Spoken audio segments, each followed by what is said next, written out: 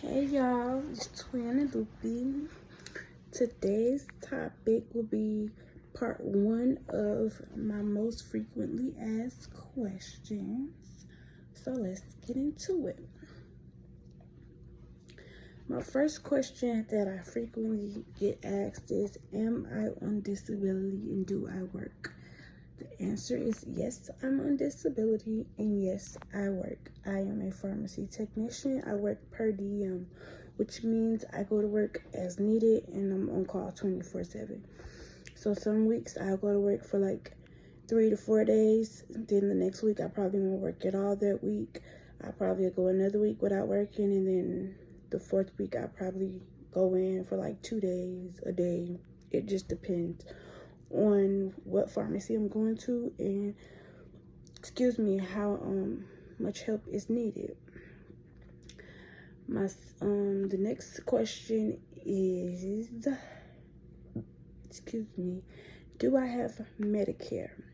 Yes, I'm on Medicare, and I'm also currently on Blue Cross Blue Shield Illinois via my dad's insurance. Yes, I know, I'm 30 years old and I'm still on my parents' insurance. The reason being is because chemotherapy is my long-term care plan. So with that, my dad's insurance legally is not allowed to drop me. So every year at the end of the year, all I have to do is send in a letter saying that chemotherapy will be my course of long-term care, and then they'll reinstate my insurance policy on January the 1st.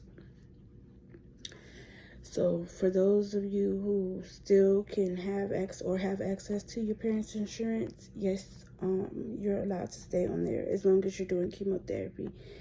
Yes, the policy may go up because of it, but 9 times out of 10, you will be the person to meet the deductible for the family. Like, I meet the deductible for my dad and his family once I go to the dentist. By the time I go to the doctor, nobody has a copay to pay anything.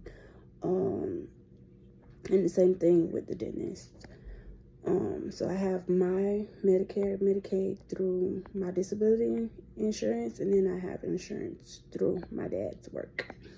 I love it because my dad's insurance covers majority of my chemotherapy drugs, and then like the pills that I have to take, like my morphine, my vitamin D, the gabapentin, my birth control, all of that is fully covered because I now get it via mail order, and that too. Stop picking your medications up from the pharmacy because they're charging y'all unnecessary money. If you get it mailed to your house, monthly supply, then you don't have to pay your copay. So just so y'all know. The next commonly asked question I get is, how do I work having lupus?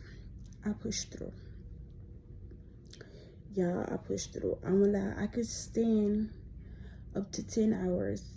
Yes, I'm gonna swell by the time the 6 hour ends, but I've learned to like be slick about it, like take breaks and sit here and sit there, because remember, my knees and my hip is replaced, so they get heavy, and once they swell, they're even heavier. So I usually sit in a pharmacy. I'll if I'm tired of standing and on my back starts to hurt, I just ask for a stool and they're gonna give it to me.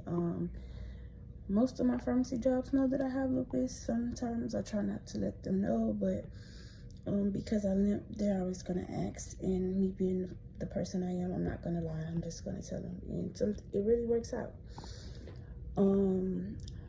I also get asked, do I drive? Yes, I drive. I take myself everywhere. I've been driving myself since I've been diagnosed.